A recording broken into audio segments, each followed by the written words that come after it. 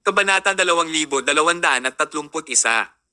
Tuwang-tuwang naglakad si Thomas upang tulungan si Abner na alisin ang mga pilak na karayom sa kanyang katawan at i-unblock ang mga ugat na nagpapahintulot kay Abner na makarecover mula sa estado ng apparent death. Makalipas ang ilang minuto, nagising si Abner. Inaplos ni Abner ang kanyang ulo dahil medyo nahihilo siya. Mabilis niyang binaliwala ang banayad na kakulangan sa ginhawa at nagtanong, Thomas, nagtagumpay ba ang iyong plano? Ngumiti si Thomas at sinabi, Mr. Porter, maaari mo itong subukan mismo. I can try it out myself. Pwede ba? Nanlaki ang mga mata ni Abner at isang excited na ekspresyon ang bumungad sa kanyang mukha. Bumangon siya sa hospital bed at bumangon sa kama. Gustong lumapit ng yaya para tulungan siya, ngunit kinawayan niya ito. No need to help me. Ako mismo ang gagawa. Matigas na ay nalalaya ni Abner ang kama gamit ang kanyang mga kamay at sinubukang maglakad ng hakbang-hakbang.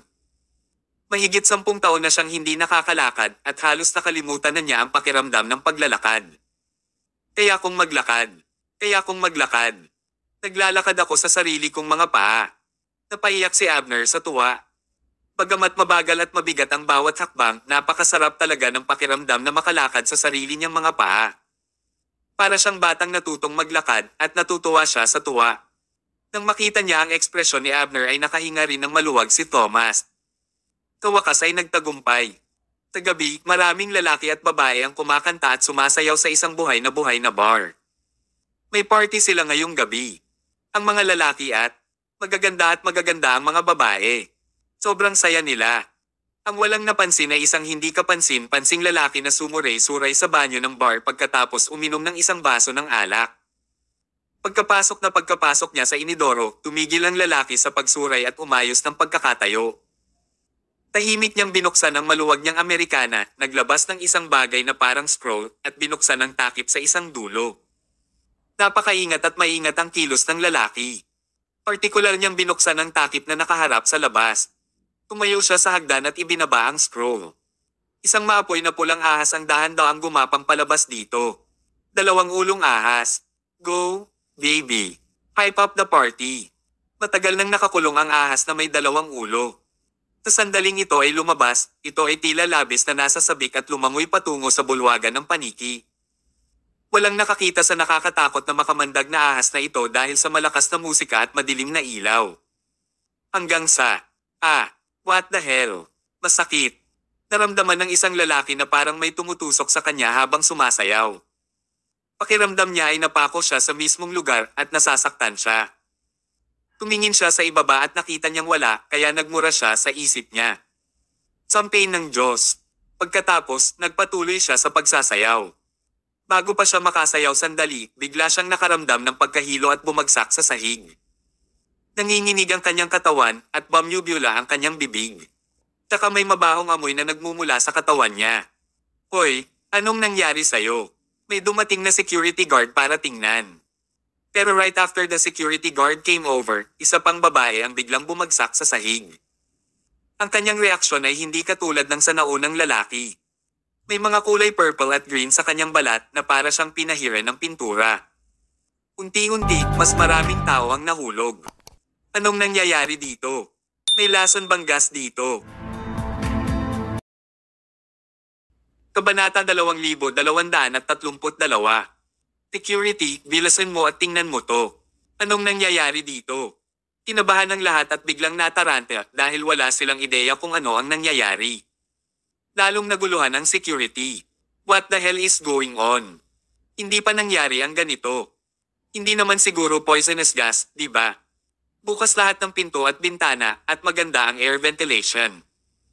At saka, kung poisonous gas, bakit konti lang ang nalason? Baka food poisoning yan. Ngunit mas maliit ang posibilidad na iyon. Iba-iba ang reaksyon ng mga walang malay at 2 sa kanila ay hindi pa nakakain ng kahit ano sa bar. Paano sila nagkaroon ng food poisoning? Nang nataranta ang security sa sitwasyon, biglang sumigaw ang isang babae. Ahas. May ahas. Isang ahas. Uminto ang musika.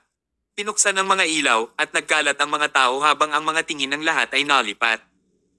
Ang tanging nakikita lang nila ay isang matingkad na pulang ahas na nakakulot sa ilalim ng mesa. Isa pa, ang pinaka-espesyal na katangian ng ahas ay ang pagkakaroon nito ng dalawang ulo. Lahat ay lubos na natulala. Tino ang batang iyon para maglagay ng larwang ahas dito. Umisi ang guard at kumunat ang noo. Tinusubukan mo bang takutin ang mga tao? Kung sa bagay, akala niya ay peke ang ahas na may dalawang ulo. Habang nagsasalita siya, lumapit ang security guard at bumaba sa ilalim ng mesa. Gusto niyang bunutin ang peking ahas. Ang gulo na ng lugar na ito. Tino sa lupa ang gagawa ng kalokohan na ganito. Hindi yan larwang ahas, totoo. Ulalas ng ginang nakakasigaw lang. Ito ay literal na dumula sa ilalim ng mesa nang makita ko ito ngayon lang. Nagtawanan ng security. Talagang ahas. Dalawang ulo din ba ang mga ahas sa bahay niyo? Sa palagay ng security guard, isa lamang itong kalokohan na hinailan ng isang tao, at kung gumalaw ang ahas, kung gayon ito ay isang tao lamang na kumokontrol nito gamit ang isang remote. Hindi ito dapat alalahanin. Hindi naniniwala ang security guard na may kakaibang mangyayari sa planetang ito. Sa mga pelikula lang sila mag-e-exist. Gayunpaman, habang ang kanyang mga kamay ay nakaunat sa harap ng ahas, ang dalawang ulo na ahas ay biglang sumulpot at ang isa sa kanilang mga ulo ay kumagat sa kamay ng gwardiya. Hooray! Tigaw ng guard at agad binawi ang kamay sa sakit. Kulat na tinitigan niya ang ahas sa ilalim ng mesa habang hawak ang kamay niyang nananakit. Nakatitig din sa kanya ang ahas at walang tigil sa pagpitik ng mga dila. Ang ahas ay totoo. At ito ay buhay din. Na threw the guard totally off guard. Ay it real. The snake is real, nauutil niyang sabi. Ngunit paano umiiral ang isang ahas na may dalawang ulo? Ito ay tiyak na mga itlog ng Satanas at ito ay gumapang palabas ng impyerno upang sirain ang sangkatauhan. Hindi man lang nagkaroon ng oras ang security guard na tumawag sa mga pulis bago tuluyang nawala ng malay at nawala ng malay sa sahig. Naghiyawan ang mga tao at lahat ng tao ay nagsilabasan sa bar. Isa itong makamandag na ahas na hindi pa nakita ng sinuman at nakasakit ito ng maraming tao sa maikling panahon. Walang nakakaalam kung ilang tao pa ang susunod nitong papatayin, lalo na kung ito ay isang demonyo mula sa impyerno. Sa kabuuan, mas mainam kung tumakas sila sa bar ng mabilis hanggat maaari. Sa isang iglap, nagulo ang buong bar. Ang pinanggalingan ng labanan ng ahas na may dalawang ulo ay nagtatago pa rin sa ilalim ng mesa, pumipitik ang dila na parang walang nangyari. Kabanata 2233. Sa malalim na gabi, bumalik si Thomas sa Food and Medicine Hall. Naging abala siya nitong mga nakaraang araw kaya't nahihirapan siyang humiga sa kanyang kama at makatulog. Gayunpaman, ang katotohanan ay hindi kailanman magbibigay sa kanya ng pagkakataong magpahinga. Bago pa man maubad ni Thomas ang kanyang jacket, sumugod si Pisces at sinabing, "Commander, may malaking nangyari." Ito ay dapat na isang tunay na malaking pakikitungo upang gawin ang Pisces na sabik na sabik. Umiling si Thomas at tumawa ng mapait. "I know it. Dragon Claw won't give me any time to rest. Umupo ka at magsimula sa simula." Hinailan niya ang isang upuan at umupo, nagbuhos ng isang tasa ng tsaa. Biglang dinala ni Pisces ang isang laptop at inilagay ito sa mesa. Pagkatapos nito, pumunta siya sa mga website ng balita. Isa-isa niyang binuksan ang nakakakilabot na balita at ipinakita kay Thomas. Matingkad na pulang ahas na may dalawang ulo na nakita sa isang bar. Marami ang nakagat, hindi alam ang pagkamatay. Mga manggagawa ng isang games workshop sa kritikal na kondisyon matapos ang pag-atake ng dalawang ulo na ahas. 12 tao ang nakagat ng makamandag na ahas sa isang paliguan. Na-hospital ngunit hindi mapapagaling.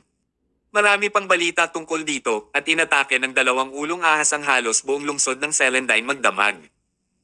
Maraming mga mamamayan ang nakagat ng mga ahas at dinala sa ospital, ngunit hindi sila gumaling kaya't ang kanilang kasalukuyang estado ay hindi alam. Wala silang experimental antidote na mayroon si Abner. Ang mga taong ito ay 24 na oras na lamang ang natitira upang mabuhay at kung hindi sila maliligtas sa oras, sila ay mamamatay. "Nabilang mo na ba ang bilang ng mga nasawi?" tanong ni Thomas. Ayon sa mga istatistika na ibinigay ng mga opisyal, 113 tao ang nakagat ng ahas. Nakaramdam ng labis na kaba at pagkabigo ang Pisces habang binabasa niya ang mga figure. Mayroong 113 tao. Kahit na si Thomas ay may pambihirang medikal na kadalubhasaan at nakahanap ng paraan upang gamutin ang kamandag ng ahas. Ang pagliligtas sa lahat ng mga biktima sa loob ng 24 na oras ay magiging napakahirap. Magkakaroon ba sila ng sapat na oras? Gayun din, hindi nila matiyak na ang sinumang biktima ay maiiwan o kung magkakaroon ng bagong pag-ikot ng mga biktima o wala. Sobrang tuso at malupit talaga si Dragonclaw. Paano natin ililigtas ang mga tao ngayong marami na siyang makamandag na ahas? Sabi ni Pisces. Hindi namin maaaring hayaan na mangyari ito, sagot ni Thomas, ang kanyang mga mata ay determinado. Kailangan natin silang iligtas. Habang si Thomas ay naghahanda upang iligtas ang mga biktima, isa pang hadlang ang nagpakita. Kasabay nito, maraming streaming platform at video application ang nag-clear ng kanilang mga unang pahina at sa lugar nito ay nagbo-broadcast ng live ang press conference. Ang organizer ng press conference ay ang dating kaibigan ni Thomas, si Declan. Pisces ang pinindot ang play button sa isang video sa isa sa mga website at pinalakas ang volume. Sa video, nakasuot ng suit at tie si Declan at naupo sa harap ng isang mesa. Malaking bilang ng mga news reporter at mamamahayag ang namamahala sa mga kamera, mikropono, at nag-livestream din ng kaganapan. Ahem. Tumikim si Declan at nagsimulang. Ladies and gentlemen. Humihingi ako ng paumanhin sa pagpapatawag ng press conference sa ganoong kagabing oras at pagkagambala sa iyong pagtulog. Ngunit mayroon akong mahalagang balita na ibabahagi at ito ay may kinalaman sa kapalaran ng buong Celandine City. Sigurado akong lahat ay nakakita ng pinakabagong balita. At sa maikling panahon, ang mga makamandag na ahas na may matingkad na pulang katawan at dalawang ulo ay nakita sa buong lungsod ng Celandine. Wala pang nakakita ng makamandag na ahas na tulad ng nakikita natin noon at wala kaming ideya kung saan ito nanggaling. Sa sandaling lumitaw ito, nagsimula itong umatake sa mga tao sa marahas na paraan. Ngunit hindi iyon ang pinakamasama. Ang pinakamasama ay walang panlunas sa kamandag ng ahas na ito na may dalawang ulo. Sa kasalukuyan ay may 113 tao ang inatake at na-hospital, ngunit wala ni isa sa kanila ang matagumpay na gumaling. Mga minamahal na mamamayan, narito na ang katapusan ng lungsod ng Celandine. Ang kanyang mga salita ay nagdulot ng gulat sa lahat na nakikinig sa harap ng kanilang mga screen at maging si Thomas ay nagsimulang sumimangot. Kasuklam-suklam at mapangwasak na saksakin sa likod sa isang napakahalagang oras. Pero syempre, alam na alam ni Thomas na hindi iyon ang tunay na intensyon ni Declan dahil pinilit siya ng Dragonclaw. Kabanata 2234. Gayunpaman, ang kredibilidad ni Declan ay nanatiling hindi nagalaw at nang gawin niya ang pahayag na iyon, ang Celandine City ay ganap na nagulo. Hindi pa rin tapos magsalita si Declan. Not long ago, I once said that Thomas's fate happened to stand in the way Celandine City's destiny, and it eventually destroyed the city's luck, patuloy niya. Nang maglaon, sinabi ng matandang abot ng Harmony Monastery na si Thomas talaga ang ating tagapagligtas at siya ay dumating upang iligtas ang lungsod ng Celandine. Sa dalawang pahayag na ito, sa totoo lang hindi namin masasabi kung sino ang tama o mali sa ngayon. Well now, lumating na ang opportunity. Makikita ng sino mang may pares ng mata na ang ahas na may dalawang ulo ay isang demonyo mula sa impyerno na dumating upang sirain ang kapalaran at swerte ng Celandine City. Kung tunay na si Thomas ang ating tagapagligtas, dapat siyang lumabas at pagalingin ang lahat ng nasaktan, gayon din ang lutisin ang makamandag na insidente ng ahas. Ngunit kung hindi niya magagawa, ito ay nagpapatunay na hindi siya ang tagapagligtas at hindi matatagalan. Pagkakaroon. Ito ay tulad ng isang pangit na galaw. Kung si Thomas ay hindi nabigyan ng kaugnay na impormasyon mula sa simula, siya ay pinilit sa isang sulok sa puntong iyon. Na tama, kung ikaw ang tagapagligtas, tama lang na i-defuse mo ang krisis. Hindi mo naman basta-basta mapapalabas dito, tama ba? Kung hindi mo kayang ayusin ang sitwasyon, ipapakita mo na tama si Declan. Ikaw ay isang makasalanan at dapat na itapon sa lungsod ng Celandine. Ang pagpapatalsik sa Celandine City ay hindi ang pinakamasamang maaaring mangyari sa kanya. Ang pinakamasamang sitwasyon ay na ito ay mag-uudyok ng galit ng publiko at sila ay magkakapit-bisig upang lumikha ng kaguluhan. Would Thomas end up beating the common citizens then? Inamin niya na ang paglipat ng Dragonclaw sa pagkakataong ito ay naging napaka-epektibo. Habang pinag-iisipan niyang mabuti, medyo nakakatakot. Gayunpaman, kahit na pinagkadalubhasaan ni Thomas ang paraan ng paggamot sa kamandag ng ahas, Ang paggamot sa 113 tao sa loob ng wala pang 24 na oras ay hindi madaling gawain nang siya ay nagtatrabaho sa isang mataas na intensity sa loob ng ilang araw bago. Ito, dumating na ang tunay na hamon, Thomas. Bago pa man matapos ang pag-play ng video, nakarinig sila ng kaguluhan sa ibaba at tila maraming tao ang nagkukumpulan sa entrance ng Food and Medicine Hall. Nagpalitan ng tingin sina Thomas at Pisces at sabay na bumaba ng hagdan. Pagdating nila sa ground floor, aabot sa 300 tao ang nakita nilang nagkukumpulan sa harap ng pasukan ng Food and Medicine Hall. Lahat sila ay may uhaw sa dugo na ekspresyon sa kanilang mga mukha. Hindi sila tinanggap na assassin, sila ay mga normal na mamamayan lamang. Siyempre, karamihan sa kanila ay pamilya at kaibigan ng mga biktima. May tinatawag bang Thomas dyan? Lumabas ka. Sa labas, malakas ang hiyawan ng mga tao. Tahimik na humakbang si Thomas hanggang sa pasukan at umungol sa nagkakatipon ng mga tao. Ako si Thomas. Sa sandaling siya ay natapos, isang matandang babae ang sumugod kay Thomas, nag-uugoy ng metal na paniki at sinusubukang ihampas ito sa ulo ni Thomas. Bastos ka. Ikaw ang naging dahilan para makagat ng ahas ang anak ko. Papatayin kita. Ang matandang babae na iyon, na mukhang nasa edad 50 o 60, ay tumangging makinig sa sinuman dahil naniniwala siyang si Thomas ang may kasalanan sa paglitaw ng 2 ulong ahas. Kaya naman, nang mapansin niya si Thomas, humawak siya ng paniki at nagmamadaling pumunta sa pinangyarihan. Gayunpaman, hindi ito pinabayaan ni Thomas. Inagaw niya ang bakal na paniki mula sa mga kamay ng matandang babae at itinulak ito sa lupa. Kahit matandang babae iyon, hindi susuko si Thomas kapag oras na para maging walang awa. Kasunod nito, gumawa ng mas nakakagulat na pahayag si Thomas. Napakaliwanag ko kung bakit nandito kayong lahat ngayon. Let me tell you something. Kaya kong gamutin ang kamandag ng ahas. Pero wala akong panahon para tulungan ang lahat ng biktima. So, I'll give priority to whoever that behaves himself. Yung hindi naman, you can just go die. Lumingon siya, tumingin sa matandang babae, at sinabi sa malamig na tono, tulad ng anak mo, mas gugustuhin kung panoorin siyang mamatay kaysa iligtas siya. Kabanata 2235. Ang matandang babae ay ganap na hindi nakaimik habang siya ay nakatayo doon na tulala, hindi makapagsalita. Mayroon ding mga orihinal na naglalayong magkagulo. Gayunpaman, pagkatapos makinig sa mga salita ni Thomas, lahat sila ay pinigilan ang kanilang mga udyok hanggat maaari dahil ayaw nilang mapunta sa parehong sitwasyon ng matandang babae. Ngayon pa lang ay malinaw na nilang narinig ang matapang na proklamasyon ni Thomas. Kaya niyang iligtas ang mga tao. Hanggat kaya niyang iligtas ang mga tao, maaayos ang lahat. Sa katunayan, ito ang natutunan ni Thomas mula sa mga taon ng labanan. Alam niya na sa sandaling ito, ang mga taong ito ay hindi na kumilos ng makatwiran. Sa kabila ng maayos na pakikipag-usap sa kanila, hindi nila pinakinggan ang anumang mga salita na ibinibigay niya. Paano niya nagawang makinig sa kanila? Kailangan niyang takutin sila. Kaya kung iligtas sila, ngunit hindi ko ililigtas ang sino mang ayaw makinig sa akin. Sino ang mga ngahas na manggulo pagkatapos marinig ito? Ngunit kung nabigo si Thomas na iligtas sila, magdudulot sila ng higit na kaguluhan kaysa dati. Gayunpaman, ang lahat ay kumulo dahil sa kanyang sinabi. Sa kanila, tanging ang matandang babae lamang ang hindi nasisiyahan, at sumigaw siya, ano ba ito? Paano ka pa naglakas loob na maghagis ng mga walang laman na salita sa amin? Umalis ka sa Celandine City.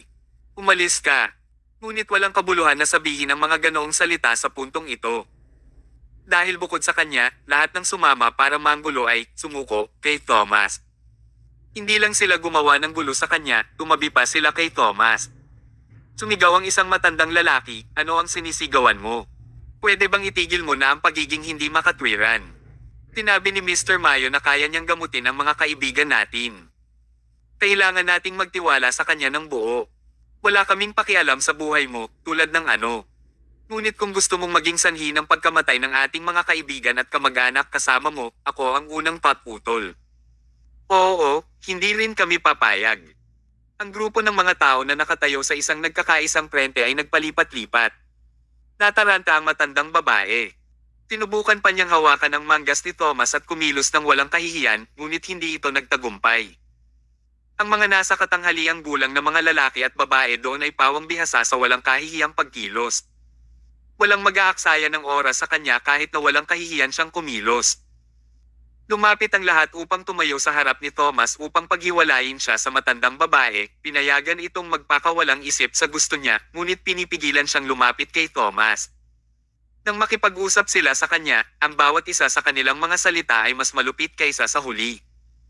Si Thomas ay gumawa ng isang napakatalino na hakbang sa paghahasik ng alitan sa kanila at naging dahilan upang sila ay mag-away sa isa't isa. Sa mundong ito, ang tanging taong makakahawak sa matandang ito ay ang ibang matatanda. Ang oras ay tumatakbo out. Sinabi ni Thomas sa grupo, nakipag-ugnayan na ako sa caring hospital para ayusin nila ang mga bakanteng kama, kaya bilasan na natin at dalhin ang iyong mga kaibigan at kamag-anak sa ospital. Caring hospital. Okay, good, let's go. Pagkatapos, isinugod si Thomas sa caring hospital kasama si Pieces, habang ang iba ay sumugod para ilipat sa ospital ang kanilang mga kaibigan at kamag-anak na Nalason. Para naman sa matandang babae, wala siyang magawa sa sitwasyon maliban sa gumulong-gulong sa sahig at naglalabas ng mas maraming ingay. Ang eksenang ito ay binabantayan ng isang sasakyan sa di kalayuan. Sa loob ng sasakyan, hawak ni Dragonclaw ang isang pares ng binocular sa isang kamay at isang balde ng pritong manok sa kabilang kamay. Pinagmamasdan niya ang mga ito habang kumakain. Matapos panoorin ang buong proseso ng pagharap ni Thomas sa sitwasyon, inihagis niya ang binocular sa gilid at malungkot na sinabi, ano ito, itong Thomas na ito ay may ilang seryosong kasanayan. Sa ilang salita lamang, napigilan niya ang krisis na masinsinan kung pinlano. Sa totoo lang, hindi inaasahan ng Dragonclaw na matagumpay na mapabagsak ng taktikang ito si Thomas. Pagkatapos ng lahat, ang mga ordinaryong mamamayan ay may limitadong mga kakayahan, at gaano kalaki ang pinsalang magagawa nila kay Thomas. Sinabi ni Heren, sa kasalukuyan ay may 113 katao ang Nalason, at mayroon lamang 24 na oras na window para iligtas sila. Sa palagay ko ay hindi kayang pagalingin ni Thomas ang lahat sa ganoong kaikling panahon. Pagkatapos ng isang post, idinagdag niya, at saka, hindi ko akalain na maaari niyang gamutin ang isang tao, lalo na ang 113 katao. Iyan ang dalawang ulo na kamandag ng ahas, hindi ordinaryong kamandag ng ahas. Maging ang hari ng ahas, si Abner Porter, ay walang magawa laban sa kamandag na ito. Ang hindi alam ni Heren at Dragonclaw ay matagal ng batid ni Thomas ang kamandag ng ahas na may dalawang ulo at nakipagtulungan kay Abner para magkaroon ng panlunas. Kabanata 2236. Tagumpay na ngumiti ang Dragonclaw at sinabing, sa pagkakataong ito, titingnan ko kung magagawa pa ni Thomas na maging himala ang mga sakuna. Matapos subukan ng malaking subo ang binti ng manok, muli siyang nagtanong, na-contact na ba si Lord Vadestas? Oo, sumagot si Heren. Nasabi ko na kay Lord Vadestas na sa tuwing may anumang negatibong impormasyon laban kay Thomas, gagamitin namin ang news media sa ilalim ng kanyang autoridad para ipalaganap ito. Ito ang panahon para sirain ang reputasyon ni Thomas. Sa gitna ng labanan na ito, ang mga bitag ay inilalagay sa lahat ng dako. Si Thomas ay hindi makagawa ng kahit kaunting pagkakamali. Kung hindi, tiyak na mamamatay siya. Sa caring hospital. Matagal nang naabisuhan ang mga doktor at nurse ng ospital at iniwan nila ang mga bakanting ward at gumawa ng sistematikong pag-aayos para sa mga nakagat ng ahas na may dalawang ulo. Na-stress ang lahat ng mga doktor sa sitwasyon. Kahit na lahat sila ay mga top-notch na doktor, wala pa silang nakitang kakaibang ganoon. Lahat ng mga taong Nalason matapos makagat ng dalawang ulo na ahas at dinala sa ospital. Gayunpaman, nagulat ang mga doktor nang matuklasan nilang magkaiba ang lason sa bawat isa sa mga na-admit sa ospital. Ang isang variant ng lason ng ahas ay maaaring mag-evolve sa 113 iba't ibang uri. Congratulations sa kanila! Nakuha nila ito ng tama. Mayroong hindi lamang 113 varieties. Ang lason sa katawan ng mga nakagat ng dalawang ulo na ahas ay nagbabago sa lahat ng oras. Tinubukan ng mga doktor na gawin ang serum. Ngunit natuklasan na ang lahat ng ito ay walang silbi, at ang serum na ginawa lamang 1 segundo ang nakalipas ay hindi maaaring gamitin bilang panlunas sa lason na patuloy na nagbabago. Paano nila tretuhin ang mga Nalason ng ganito?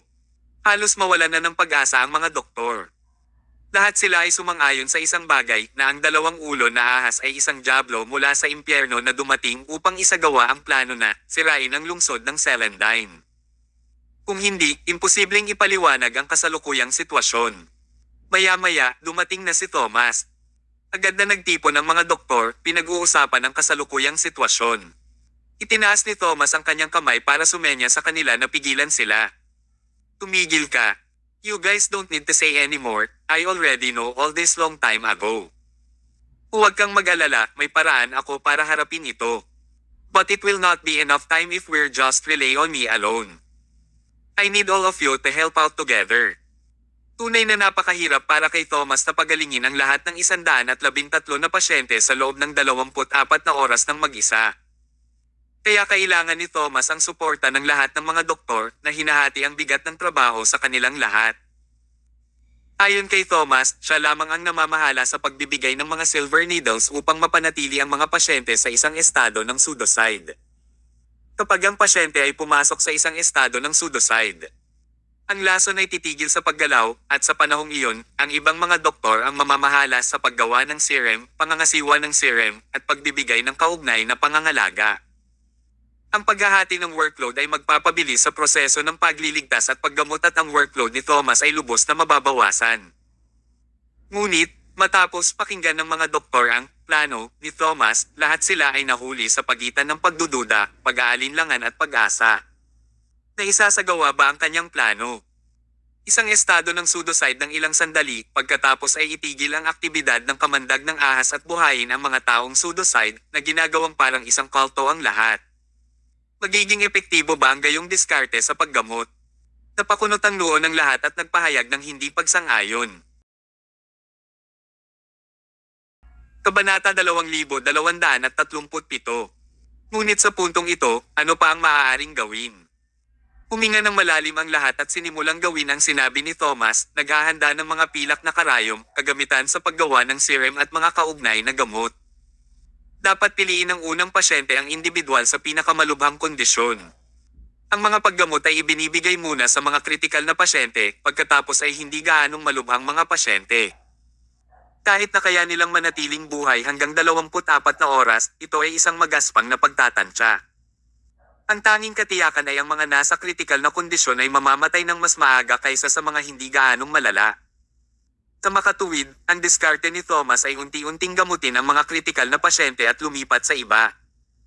Ang unang pasyenteng dinala ay isang halos 70 anyos na lalaki na nakagat ng 2 ulo na ahas habang nanunood ng TV sa bahay. Dahil matanda na ito at may iba't ibang kondisyong medikal, kasama ang kamandag ng ahas, hindi man lang siya bibigyan ng 2 oras na pag-asa sa buhay, kahit na 24 na oras. Para sa gayong pasyente, ang mga doktor ay kailangang makipagkarera laban sa orasan upang mailigtas ang kanyang buhay. Huminga ng malalim si Thomas, niluwagan ang kanyang isipan, at sinimulang gamutin ang matanda gamit ang mga karayom. Sunod-sunod na pinasok ang mga pilak na karayom sa matanda. Unti-unting humihina ang paghinga ng matanda. Nang may pasok ang ika-10 pilak na karayom sa kanyang katawan, tumigil sa paghinga ang matanda. Tumigil ang tibok ng puso at pulso niya. Patay na ang matanda. Ang anak na lalaki, na nakatingin sa gilid, ay biglang tumalon, ipinatong ang kanyang mga kamay sa kanyang ulo, at sumigaw, "Tatay, tay." Akala niya patay na talaga ang matanda. "Diba sabi mo kaya mong gamutin ang papa ko? Bakit mo siya pinatay?" "Quack doctor, you quack doctor." Nagmamadaling umakyat ang anak at susuntukan na sana si Thomas. Gayunpaman, agad na hinawakan ni Thomas ang kanyang lalamunan. Nang hindi man lang tumitingin sa kanya, at sinabi sa doktor sa tabi niya, ang kamandag ng ahas ay tumigil sa paggalaw upang mangolekta ng mga sample at gawin ang serum, mabilis. "Roger." Nagmamadaling lumapit ang mga doktor at nurse at ginawa ang sinabi ni Thomas. Maingat din silang naobserbahan habang kumukuha ng mga sample. Patay na nga ang matanda dahil parehong tumigil ang tibok ng puso at paghinga nito. Kailangan ba talagang gumawa ng serum para sa isang matandang lalaki sa ganoong estado? Palihim silang nagbubulungan sa kanilang mga puso, hindi nangangahas na magsalita. Sa katunayan, medyo kinakabahan si Thomas sa kanyang sarili. Kung ang taong nakahiga doon ay isang 20 taong gulang at physically fit na binata, wala siyang dapat alalahanin.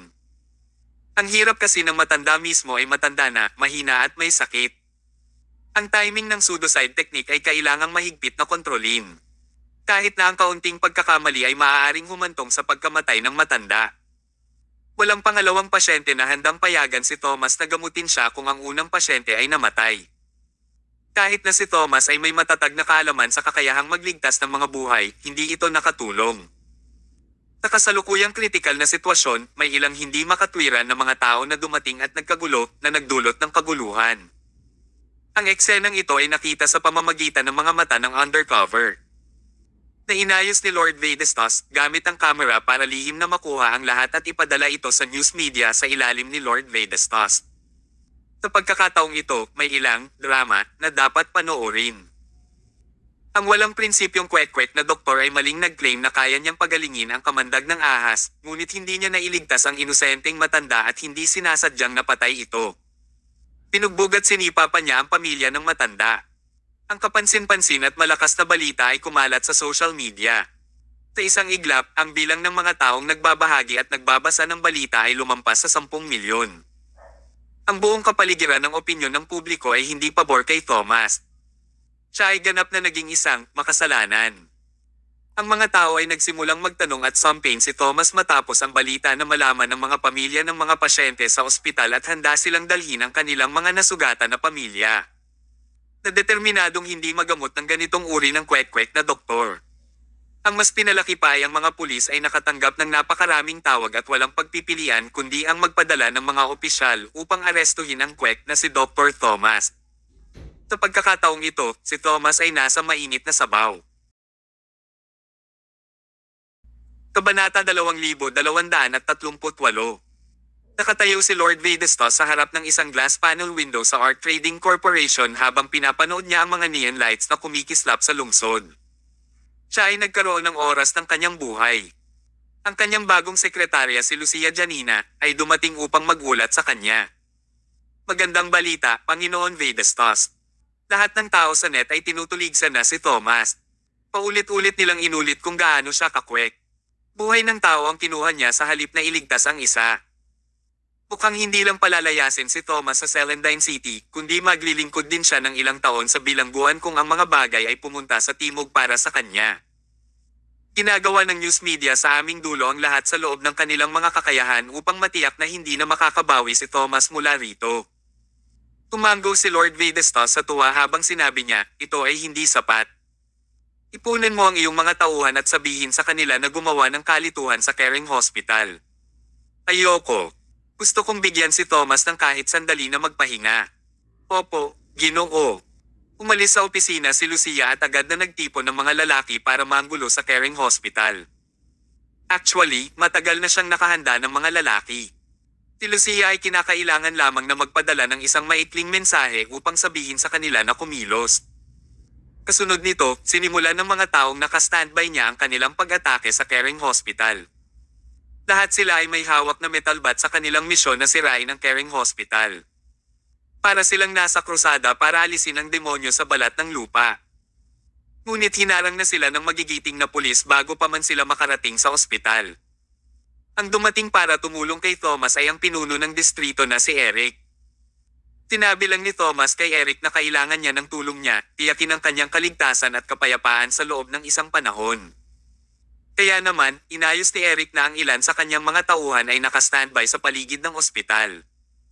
Sila ang namamahala sa pagharang sa mga tauhan ni Lord Vedestas nang dumating sila sa kanilang checkpoint.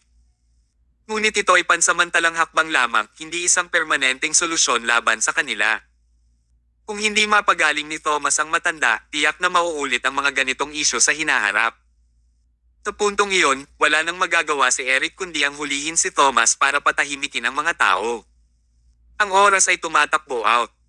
Gaano man karaming kaguluhan o sumpa ang ibinato sa kanya, napanatili ni Thomas ang kanyang kalmado sa Caring Hospital.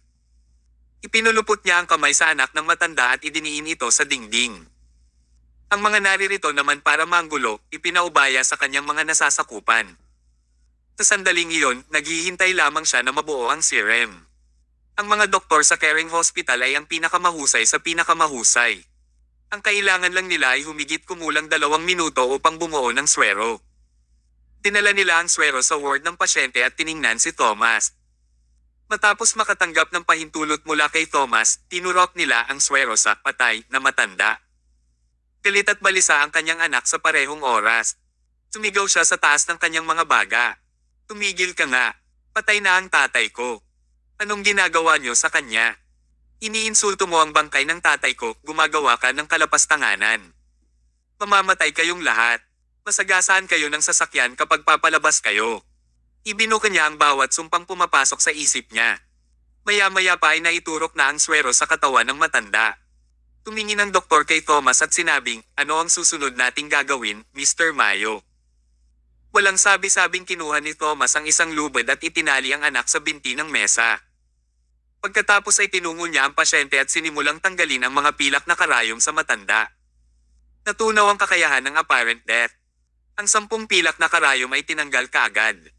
Tinitigan ni Thomas ang matanda habang unti-unting lumalakas ang pintig ng puso nito. 1, 2, 10. Phew! Huminga muli ang matanda nang siya ay muling nabuhay mula sa kamatayan.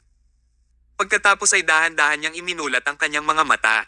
Nakatulog ba ako? Wika ng matanda sa sarili. Napatulala ang kanyang nakatali na anak. Hindi siya naglakas loob na maniwala sa kanyang nasaksihan. Ang kanyang ama na huminto sa paghinga at walang palso ay himalang nabuhay muli. Pinaglalaroan nila siya, tama ba? Nanaginip ba siya? Laming-galing siya sa paligid bago niya kinurot ang sarili. Parang naging normal ang lahat. Wala siya sa panaginip. Kabanata 2239. Ngunit paano mangyayari ang ganitong imposibleng sitwasyon sa totoong buhay? Pinakawalan ni Thomas ang anak at sinabing, sige. Natunaw ko na ang lason sa katawan ng iyong ama. Maaari mo na siyang iuwi ngayon at siguraduhing may sapat siyang pahinga. Ha, muling tumingin ang anak sa kanyang ama. Sa hitsura niya, siguradong buhay siya at sumisipa. Ang kamandag ng ahas ay natunaw na. Natunaw talaga. Nahuli sa sandaling iyon, umiyak siya sa tuwa. Ang anak ay lumuhad sa harap ni Thomas at nagsimulang magpatirapo habang siya ay halos sumasamba kay Thomas. I'm sorry. I duly apologize, Mr. Mayo. Mali ang pagkakaintindi ko sa iyo. Napakalapit ko ng maging makasalanan. Ganyan ako kalapit na maging dahilan ng pagkamatay ng aking ama at hampasin ka. Malapit na akong maging salarin ng kanyang kamatayan. I totally deserve to die. I should just bloody die for being so stupid. Itinaas niya ang kanyang kamay at binigyan ng sarili ng isang sampal sa mukha. Tinampal niya ng malakas ang sarili na nagsimulang damyugo ang kanyang bibig. Mukhang pinagsisisihan niya talaga ang ginawa niya. Tumingin si Thomas sa kanya at sinabing, sapat na ang sampal na iyon para makalimutan ko ang ginawa mo. Iuwi mo na ang tatay mo. Marami pa akong pasyenteng dapat gamutin. Sige. Napakabilis ay nalalayan niya ang kanyang ama palabas ng kama. Patuloy silang nagpasalamat kay Thomas kahit paalis na sila. Ay oo. Pinigilan siya ni Thomas sa kanyang paglalakad at sinabing, bagaman natunaw na ang kamandag ng ahas, matanda na ang iyong ama at may sakit. Mas mabuti para sa kanya kung madalas mo siyang dalhin sa ospital sa hinaharap. Gagamutin ko rin ang iba niyang mga sakit. Ikinalulungkot ko na hindi ko siya magamot ngayon dahil sa hadlang sa oras. Naantig siya sa sinabi nito. Paano mo ilalarawan ang isang buhay na santo? Ang lalaking ito dito ay ang perpektong halimbawa ng isang buhay na santo. Ikaw ang pinakamabait na tao sa ilalim ng langit, Mr. Mayo. Malaki ang pagbabago sa kanyang ugali. Siya, na kinasusuklaman si Mr. Mayo ilang sandali ang nakalipas, ay nagpapasalamat at nagpapasalamat sa kanya. Nalalapat din ito sa mga miyembro ng pamilya ng mga Nalason at nagdudulot din ng kaguluhan doon. Natigilan sila sa pagtataka habang nakatingin sa matandang lalaki na nagtatakang lumabas ng kwarto. Naglalakad na ngayon ang matandang nasa bingit ng kamatayan. Ang kamandag ng ahas ay ganap na natunaw. Kahanga-hanga. Nakakatakot na maladyos ang galing ni Thomas sa medisina.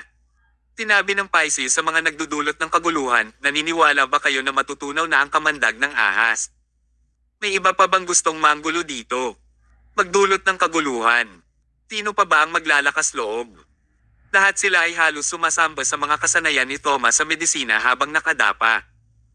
Ang pangalawang pasyente ay ipinadala sa silid ng konsultasyon sa lalong madaling panahon. Muli, ginawa ni Thomas ang kakayahan ng maliwanag na kamatayan sa pasyente at pinalabas ang serum sa kanyang mga doktor. Sa pagkakaroon ng ilang karanasan sa kung paano ito dapat gawin, ang mga doktor ay nagtrabaho ng mas mabilis at mas mahusay sa kanilang pakikipagtulungan kay Thomas. At sa pagkakataong ito, tahimik ang mga kapamilya ng pasyente. Walang nagdulot ng kaguluhan habang ang miyembro ng kanilang pamilya ay nasa estado ng maliwanag na kamatayan. Naging maayos naman ang lahat. Hindi na natiling walang ginagawa ang Pisces habang nangyayari ang lahat. Agad niyang pina-report sa kanyang mga tauhan ang lahat ng nangyari sa Caring Hospital. Hindi lahat ng media ay kinokontrol ni Lord Vedastos dahil marami rin si Thomas sa kanyang kontrol. Kasing tikayan nila ang ibang media sa pagpapalaganap ng pinakabagong balita. Sa lalong madaling panahon, ang katapangan ni Thomas sa medisina at ang kanyang matagumpay na paggamot sa kamandag ng ahas ay kumalat sa buong lungsod. Nagulantang ang buong Celandine City sa balita. Tinutuligsa nila si Thomas ilang segundo lang ang nakalipas, at pagkaraan ng ilang minuto, iginalang si Thomas bilang tagapagligtas at isang maladyos na pigire. Masyado silang mabilis magpalat ng panigha. Ang mas awkward pa ay, agad na inayos ng mga pampublikong samaway kay Thomas ang kanilang mga salita bilang mga papuri, pagkatapos nilang malaman na nagawa ni Thomas na buhayin ang mga patay. Haha, alam ko na si Thomas ay isang buhay na Asclepius. Kabanata 2240. Sa isang maikling sandali, ang mga komento tungkol kay Thomas ay umabot ng 108 degree. Ang mga naninira para kay Lord Vedastos ay nalito rin sa pagbabago ng mga pangyayari. Hindi ba sila pumayag na sabay silang atakihin si Thomas? Bakit sinimulan nilang purihin si Thomas pagkatapos ng maikling sandali? Hindi ba ito masyadong malaki ang pagkakaiba sa kung paano sila kumilos bago at pagkatapos? Sa pagtatapos ng araw, ang grupo ay maaari lamang umatras sa galit. Iyon ay dahil nagawang pagalingin ni Thomas ang matanda sa pinakahuling minuto. Kung hindi, sino ang nakakaalam kung gaano kaseryoso ang magiging resulta para sa kanya? Si Lord Vedastos ang pinakanagalit sa kanilang lahat sa sandaling iyon. Tinabi sa kanya ng Dragon Claw kanina na ang kamandag ng ahas na may 2 ulo ay walang lunas. Ngunit sa pagtatapos ng araw, ano ang mga resulta? Bakit nagtagumpay si Thomas sa pagliligtas sa kanila? Masasabi lamang na ang mga medikal na kasanayan ni Thomas ay higit na nalampasan kung ano ang ipinapalagay ni Lord Vedastos at Dragon Claw sa kanila. Si Lord Vedastos ay nagpalipat-lipat sa kanyang opisina sa galit.